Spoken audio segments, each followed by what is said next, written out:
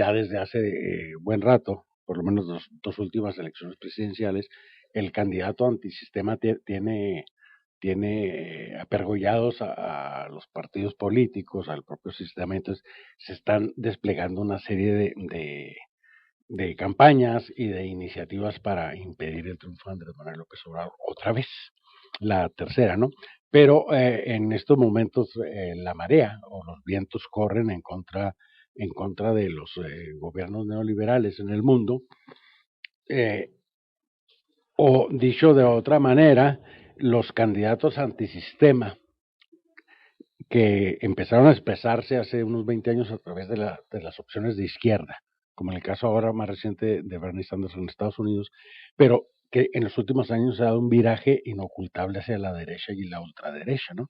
Hoy mismo ya formalizó su renuncia a Matteo Renzi, el primer ministro italiano, luego de que el 60% de los votantes italianos le echaron abajo un proyecto de reforma constitucional que pretendía sentar las bases para insertar a Italia entre las grandes naciones económicas y globales del mundo, ¿no? Es decir, concentrar más poderes en el primer ministro y retirárselos al Senado o a los gobiernos locales.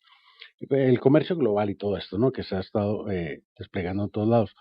Entonces, el economista hace una encuesta específica para medir cómo se están dando estos fenómenos, y en 24 países altamente desarrollados, en los que encuentran que los índices de reprobación sobre los mandatarios, o visto de otra manera, los índices de reprobación a la gestión de sus mandatarios son inusualmente altos, ¿no?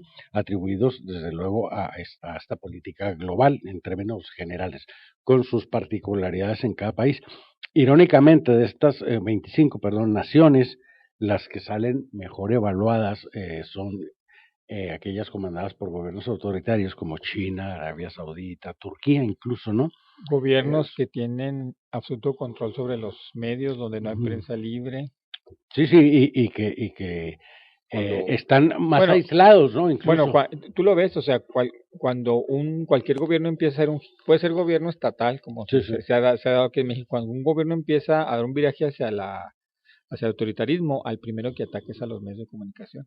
Sí, porque requieren manejar la información, que es la que puede orientar a los ciudadanos para tomar acciones o decisiones, que de hecho el objetivo es medir los niveles de satisfacción o insatisfacción con los gobiernos, al margen de los partidos. Esto no tiene que ver con partidos políticos, sino con cómo ven los gobernados el sistema actual, ¿no? Eso tiene que ver muchísimo con el acceso a la información. No, pero también sobre todo en países donde la población está acostumbrada a un nivel de bienestar social, a una transparencia gubernamental.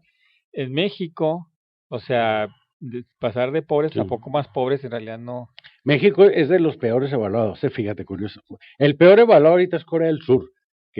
Bueno, ahorita tiene la crisis con su solo tiene una crisis. Sí, solo el 4% aprueba la gestión de la presidenta. Pero aquí no es pero aquí no es tanto el modelo económico, aquí es la gestión de la presidencia por el escándalo de Pero fíjate, es por la corrupción. ¿Y qué es lo que se le imputa a la presidenta? De ser cómplice de uno de sus ministros, que recibió una mordida por $70 millones. No, que aquí en México, pues eso, pues pecata y también porque tenía de una funcionaria o una asesora extraoficial a una líder de un culto religioso que estaba sobornando empresas para sus otros propósitos, ¿no? De dominación religiosa. Pero esta encuesta, que se supone que está fuera de todos esos, lo que querían saber de Economist, que es una prestigiada revista de economía de Reino Unido, propiedad de la familia Rothschild, pues era medir si es real esto de la insatisfacción. O sea, este ejercicio lo hacen por lo del Brexit, por lo del Donald Trump. Ahora parecen cronistas taurinos, porque o sea, esto ya está establecido, ya no tiene. Y además a toro pasado. Hay movimiento hacia la ultraderecha, pues sí, lo estamos viendo en Europa, en Estados Unidos. Y en buena medida tiene que ver con que se cancelaron por la izquierda las transformaciones por la izquierda, como en Grecia o en España, por ejemplo. Pero fíjate. Sí, pero el mensaje, al menos en Estados Unidos fue muy claro, ¿no? Es dar un mensaje a la clase media y a la clase obrera trabajadora.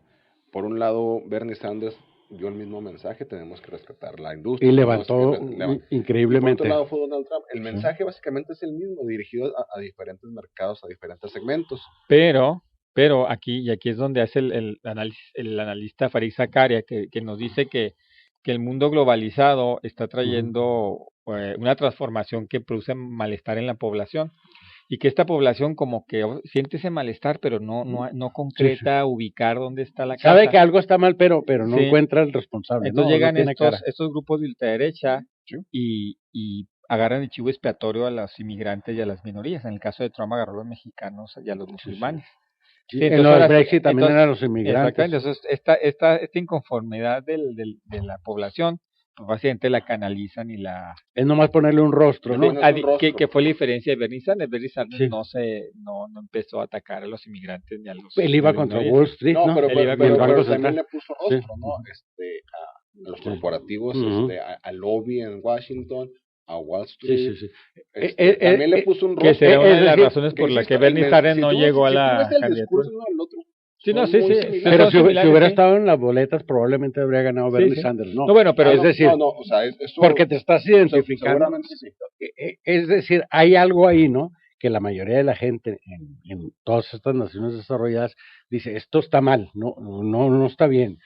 Nuestra vida no está bien, ¿no? Y más que eso, es como la riqueza se está concentrando en un porcentaje. Están hablando del 0.01% de la población. Sí, ya no es el 1%. Ya ahora es exactamente 0.01% de la población. Entonces, obviamente, y luego los sistemas de bienestar social que sirven para redistribuir la riqueza están siendo desmantelados, ¿no? Sí, o sea, pues, te voy a pagar poco, pero mira, tienes servicio de salud gratis de calidad, tienes educación de tus hijos de calidad, y con estos dos... Y tienes seguridad. Y tienes seguridad. Y con estas instituciones existe la oportunidad para que la siguiente generación progrese y progrese y progrese y progrese. Exista movilidad social, pero ni hay servicios de salud buenos, ni les pagan bien, ni hay seguridad, ni hay educación gratuita de calidad. Entonces, pues obviamente debe explotar la virtud de este ejercicio es que mide, por ejemplo, en el Reino Unido, el nivel de insatisfacción es del 60%, que es el promedio de insatisfacción a nivel mundial.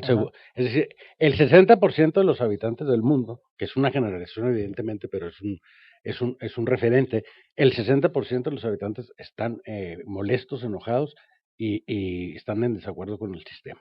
Es decir, ya es mayoría. Mira, el que va entre Brexit, si Trump se dejó ir contra los mexicanos y contra los musulmanes, en Inglaterra fue contra los polacos, que son los mexicanos en Inglaterra, la versión mexicana, y contra los musulmanes. Pues ve en Alemania ahorita, solo el 35% de los alemanes está satisfecho. Angela Merkel, que va de salida, quiere contender una vez más, y hay elecciones el año entrante, autorizó ella el ingreso legal de 1 millón de inmigrantes. Ve tú saber todos los otros que entraron, ¿no? Y eso ha causado muchos problemas en Alemania. Están muy enojados. Los famosos refugiados, ¿no? Que se supone que eran de Siria, pero ya vimos que pues hay un chorro de África, de otros lados, o sea, ¿no? Aprovecharon obviamente. Bueno, pero eso es por un lado. La crisis en el Medio Oriente provocó todo esto, y en África provocó todo esto, pero efectivamente en Inglaterra el odio era en contra de toda Europa, ¿no? O sea, españoles, italianos, portugueses, todos aquellos que no eran ingleses, que iban entre comillas a quitarles los empleos. Sí, que en el Alemania es algo similar, en donde y fíjate, donde pueden llegar franceses, alemanes. No nomás los empleos, porque obviamente cualquier europeo podía irse a residir a Inglaterra, y con cualquier trabajo que agarrara, inmediatamente entraba al sistema de bienestar social, que era muy pero cuando hay desigualdad económica en la Unión, obviamente los países con más problemas de migración son Inglaterra, Alemania y Francia.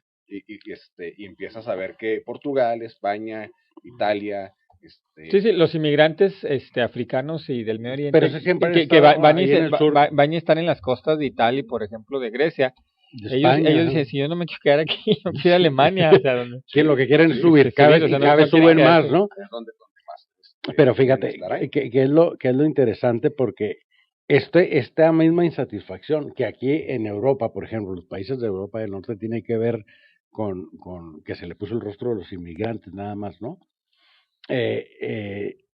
En África del Sur, por ejemplo, en Bélgica, en Corea, en Brasil, en Hungría, tienen niveles similares de entre el 20 y 30%, como en México, que es uno de los casos más graves, ¿no? Solo el 20, por el 20%, 22% se dice satisfecho con el estado. La que viene siendo la clase media y es el... Porque está desapareciendo. En realidad, las grandes víctimas ya no solo son las clases bajas, ¿no? A las que se ha eliminado el sistema de bienestar social, sino la clase más amenazada es la clase media, es la que lo siente más, ¿no? Y que usualmente pues es la clase más informada y más preparada, por tanto, la que es más susceptible, la que es más susceptible de manifestarse y de cambiar resultados electorales.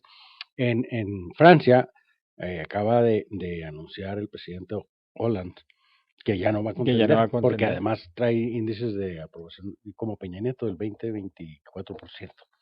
Entonces ya no va.